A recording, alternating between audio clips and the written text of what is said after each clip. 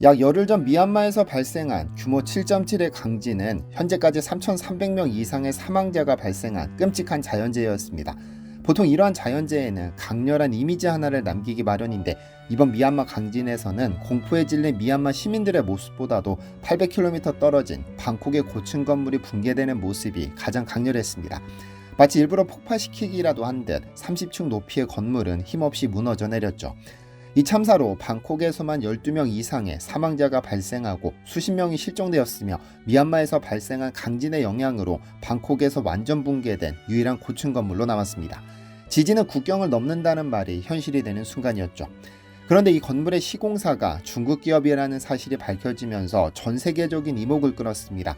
중국 건설업체들의 해외 부실 시공 문제가 또다시 도마 위에 오른 건데요. 안녕하세요, 디스멘털입니다. 3월 28일 정오 무렵 발생한 강진은 미얀마 만달레이 부근을 강타하며 수많은 건물을 무너뜨렸고 미얀마 전역에서 3,300명 이상이 목숨을 잃는 참사가 벌어졌습니다. 이 지진의 충격파는 국경을 넘어 태국까지 전해졌고 방콕 시민들은 대낮에 건물이 흔들리자 목욕 가운 차림으로 거리로 뛰쳐나올 정도로 공포에 휩싸였습니다. 대부분의 방콕 건물들은 내부 천장 균열이나 수영장 물넘침 등의 경미한 피해만 입었지만 시내 짜뚜짝 지역에서 건설 중이던 33층 높이의 국가감사원 신청사 건물은 예외였습니다. 완전히 붕괴됐으니까요. 이 건물이 2020년에 착공해 2026년 완공을 목표로 한 태국 국가감사원의 신축 청사였습니다. 시공은 태국의 유력 건설사 이탈리안 타이개발과 중국 국영 중국철도 제10공정그룹의 태국 합작법인에서 맡고 있었죠. 하지만 공사는 지원에 지원을 거듭하다 2025년 초까지 공정률이 고작 30%에 불과했고 태국 정부는 올해 1월 공사 취소까지 경고했을 정도로 문제가 심각했습니다. 태국의 한 반부패 감시단체는 건설 현장 방문을 통해 인력 부족과 공사 지연, 코너 커팅 등 징후를 발견해 당국에 우려를 제기하기도 했는데요. 사고 후 태국 산업부 조사에 따르면 이 건물 잔해에서 뽑아낸 샘플 중 일부에 기준 미달의 철근 강제가 사용된 정황이 드러났습니다. 실제로 최근 6개월간 태국 정부는 중국에서 들여온 노후 설비로 불량 철강을 생산하던 철강 공장 7곳을 적발해 폐쇄 조치한 바 있는데요. 구조 전문가들은 다른 어떤 건물도 이런 식으로 붕괴되지 않은 것은 이상한 일이라며 잘못된 자재나 시공 계획이 원인일 수 있다고 지적했습니다. 또한 이 건물은 기둥과 슬래브만으로 층을 지지하는 무량판 공법을 적용한 것으로 알려졌는데 이 방식은 경제성과 공간 효율 면에서 장점이 있지만 지진 시 붕괴할 위험이 상당히 높습니다. 실제로 시공사인 중국 기업은 작년에 드론 영상이 담긴 홍보 영상에서 해당 건물이 빔이 없는 혁신 절개를 적용했다고 자랑하기도 했죠. 물론 방콕 지반의 영향도 있습니다. 방콕은 활발한 단층대와 거리가 멀지만 차오프라야강 삼각주 지대의 연약한 점토질 토양 위에 세워진 도시입니다. 이 때문에 먼 거리의 지진이라도 지반 증폭 효과로 고층 건물이 크게 흔들릴 수 있죠. 3월 28일 미얀마 지진 때 방콕은 예외적으로 긴 흔들림을 겪었고 옥상 수영장에 물이 쏟아져 내리는가 하면 전철이 흔들리는 등 진동이 상당했습니다. 사실 방콕은 단층대와 거리가 멀어 지진이 드물었기 때문에 제대로 된 내진 설계를 갖출 필요는 없었습니다. 태국의 첫 내진 건축 기준은 1997년에야 도입됐는데 방콕에는 적용되지 않았고 2007년에야 방콕이 포함되었지만 세부 규정 역시 미흡했죠. 2009년에 이르러서야 포괄적인 내진 기준이 마련되었습니다. 즉 2009년 이전에 지어진 방콕 건물들은 현대식 내진 기준을 충족하지 못할 가능성이 큰 겁니다. 이번 붕괴 건물 역시 설계 당시 어떤 수준의 내진 기준을 적용했는지가 도마에 올랐는데요. 일각에서는 해당 빌딩이 설계 단계에서부터 지진보다는 공사비용 절감에 초점이 맞춰진 것 아니냐는 의혹을 제기하고 있습니다. 대부분의 현대식 고층 건물이 내진성 덕분에 큰 문제가 없었지만 이번처럼 시공 단계의 부실은 어떤 법규도 무색하게 만들 수 있음을 깨닫게 해준 사건이었는데 왜 하필 이 건물만 무너졌는가라는 의문은 중국 업체가 시공한 건물 자체의 결함 때문에 라는 답으로 기결됩니다. 중국 건설사에 의해 발생한 건물 사고는 사실 이번이 처음은 아닙니다. 최근 10여 년간 동남아시아부터 아프리카, 남아시아, 유럽에 이르기까지 중국 기업이 시공한 대형 프로젝트에서 붕괴나 결함 사고가 잇따른 바 있는데요. 이러한 사건들은 해당 국가 국민들에게 큰 피해를 입혔을 뿐 아니라 각국 정부로 하여금 중국 기업의 시공 품질과 안전 기준에 의문을 제기하게 만들었습니다. 어떤 사례들이 있었을까요? 2019년 6월 캄보디아 시아누쿠빌에서는 중국인이 소유한 7층 건물이 공사 도중 무너져 내리며 28명이 사망하는 사고가 발생했습니다. 시아누쿠빌은 중국 자본의 힘을 빌어 카지노와 고층 건물이 우후죽순처럼 들어서던 도시로 이 참사를 계기로 부실 공사에 대한 현지인의 분노가 폭발했죠. 캄보디아 당국은 중국인 개발업자와 현장 감독 등 5명을 과실치상 혐의로 체포하여 기소했고 건축 규정의 허술한 집행에 대한 비판 여론이 높아졌습니다.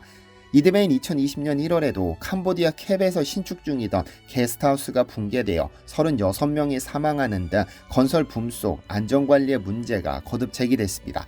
베트남의 경우 하노이 경전철 2호선 공사 중 2014년, 2015년에 걸쳐 이딴 추락사고가 발생했고 2014년 11월에는 크레인이 붕괴되어 시민 1명이 사망하고 같은 해 12월에는 가설물이 택시 위로 떨어져 자칫 대형 참사로 이어질 뻔했죠. 이에 분노한 베트남 교통부 장관은 중국 시공사 관계자를 불러 사고 때마다 책임진다 말하지만 바뀐 게 없다. 우리는 더 이상 중국 차관과 베트남 국민의 목숨을 맞바꾸지 않겠다며 엄중히 질타하기도 했습니다. 인도네시아에서는 중국이 대규모 투자한 니켈 재련소 단지에서 용광로 폭발로 중국인 포함 21명이 사망한 데 이어 올 3월에는 폐기물 저장된 붕괴로 근로자 3명이 매몰되는 참사가 일어났습니다. 아프리카에서도 사고는 끊이지 않습니다.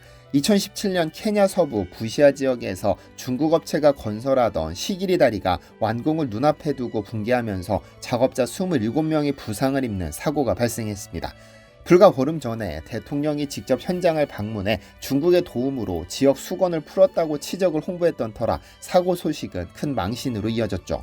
케냐 정부는 즉각 공사를 중단하고 조사단을 파견했으며 중국 시공사는 모회사인 중국철도공사가 세계 최대 건설사 중 하나임을 내세우며 신뢰 회복에 나섰지만 현재에는 이미 중국 기업들에 대한 싸구려 부실 공사 인식이 굳어진 뒤였습니다.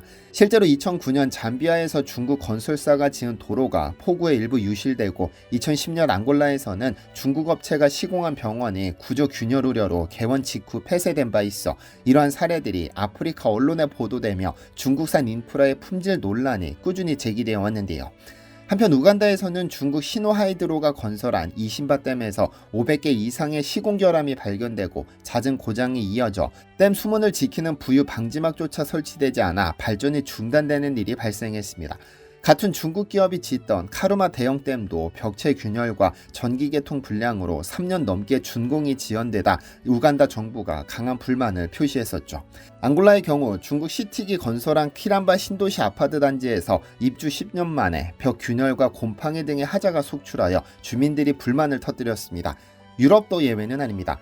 2011년 폴란드에서는 앞서 언급한 중국 해외 공정그룹이 초저가 수주로 바르샤바 베를린 A2 고속도로 공사를 따냈다가 공사비용 부족과 현재 하도급 업체 미지급 사태로 공정을 중단하여 계약이 취소됐습니다. 폴란드 정부는 이례적으로 중국 기업의 입찰을 3년간 제한하고 7억 주어티의 배상을 청구하며 강경 대응했는데 이는 중국의 유럽 인프라 시장 진출 실패 사례로 회자됩니다. 최근에는 세르비아에서의 사건이 큰 파장을 일으켰습니다.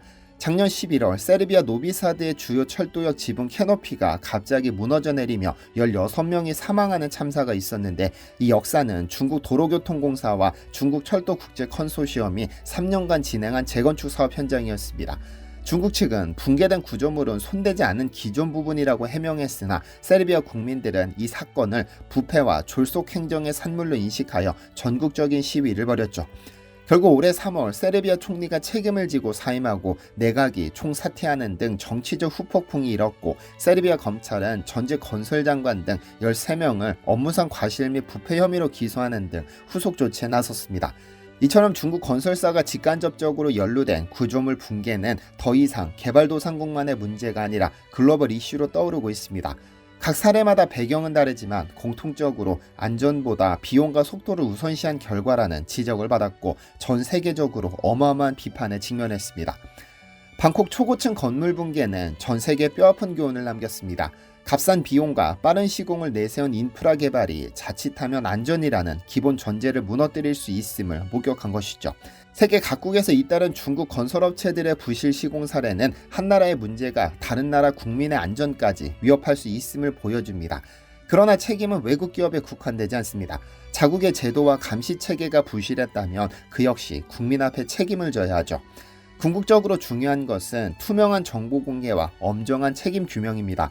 시민의 알 권리가 보장되어야 정부와 기업이 안전을 소홀히 하지 않게 되고, 그래야만 두 번 다시 이러한 참사가 반복되지 않을 테니까요. 자연재해는 피할 수 없어도 준비와 대비를 어떻게 하느냐에 따라 피해 규모는 달라질 수 있을 겁니다. 안전에는 국경이 없다는 말처럼 지진도 부실 시공도 결국 국경을 넘기 마련입니다. 시청해주셔서 감사합니다. 디시멘터리에서는 여러분의 제보를 기다립니다. 제 채널에서 다뤘으면 좋겠는 뉴스 또는 널리 알려졌으면 하는 영상은 디시멘터리 네이버.com으로 보내주시면 소중히 제작하겠습니다. 시청해주셔서 감사합니다.